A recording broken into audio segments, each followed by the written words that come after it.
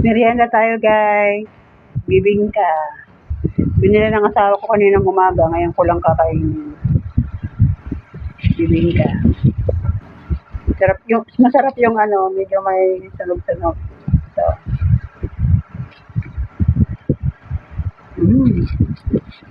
Yummy.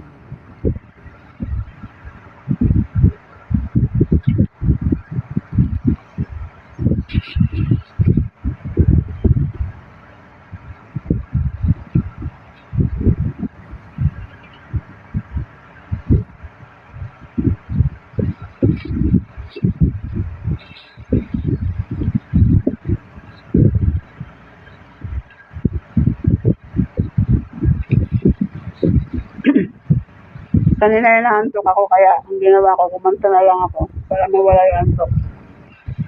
Dahil kasi pag-tulog pag-araw, binabanan ko yung antok ko, kumanta na lang ako. Pasensya na lang dun sa mga nakuligligan sa tenga sa kanta ko. Bahala kayo dyan, basta ako kumanta ako.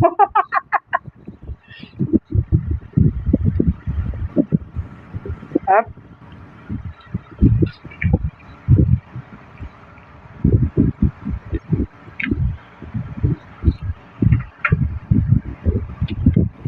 Tubig.